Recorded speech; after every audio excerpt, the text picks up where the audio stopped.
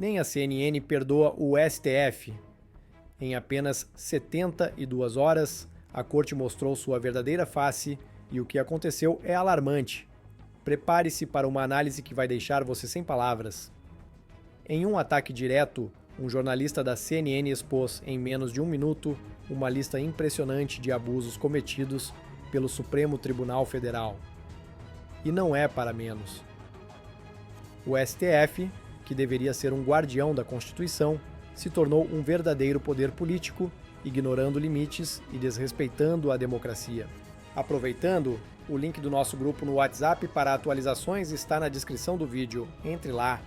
Nem a CNN perdoa o STF. Um jornalista da emissora conseguiu, em menos de um minutinho, listar uma relação impressionante de atos que o Supremo fez em apenas 72 horas. E esses atos resumem tudo o que a corte tem feito de errado e mais. Ele detonou os ministros falando a verdade. Eles são políticos e eles não se importam mais em esconder isso.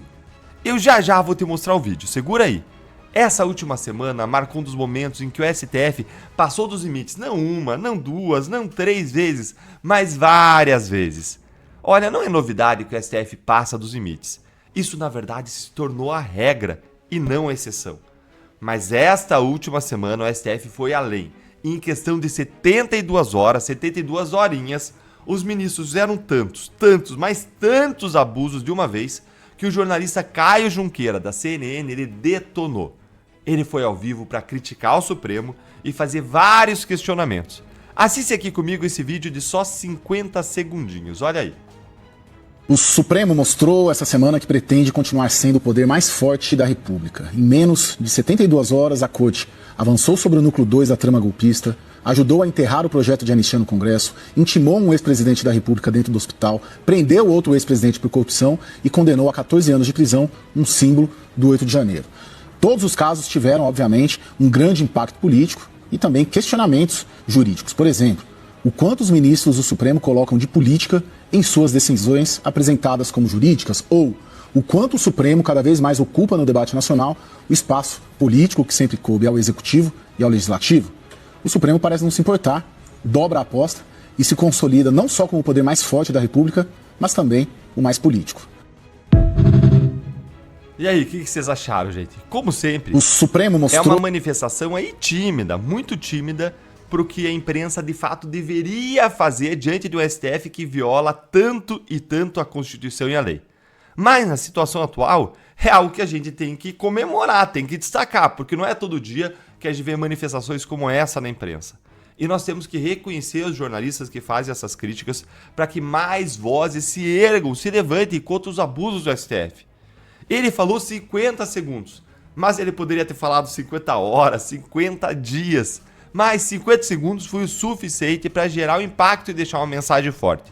Como ele disse, em menos de 72 horas, o STF recebeu a denúncia sobre o núcleo 2 da trama golpista, com todos os novos abusos que a gente viu nesse caso nessa semana, como a proibição de filmar ou de tirar fotos do Felipe Martins.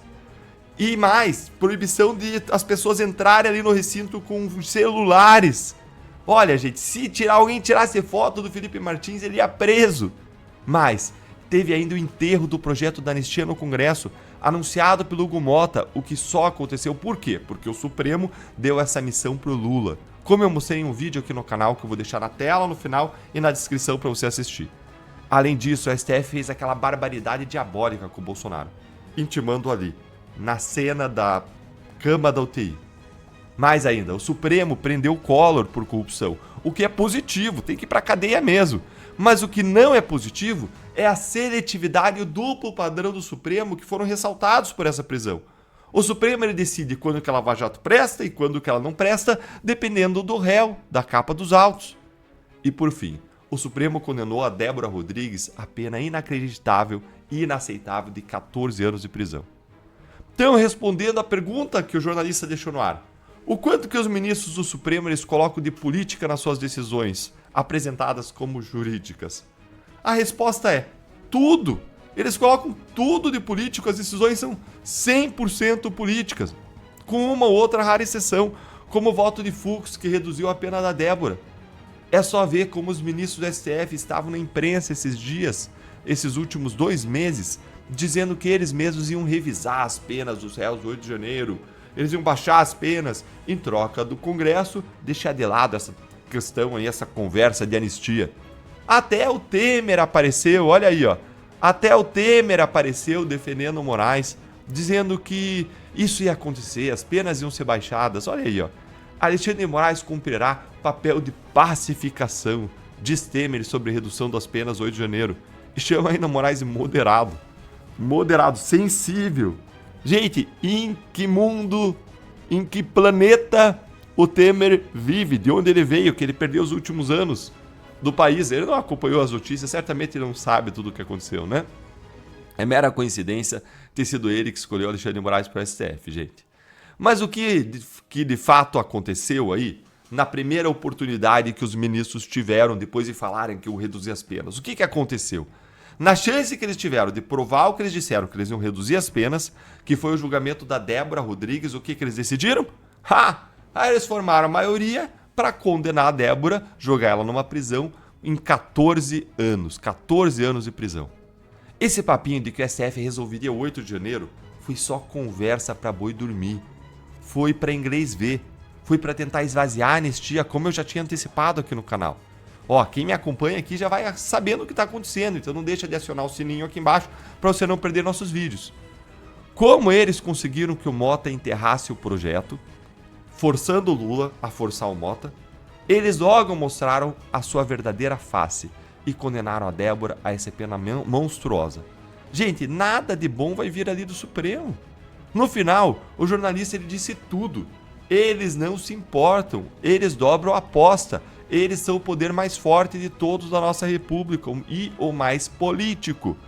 Com o executivo, eles estão em lua de mel. Com o legislativo, eles contam com o rabo preso e a covardia dos senadores.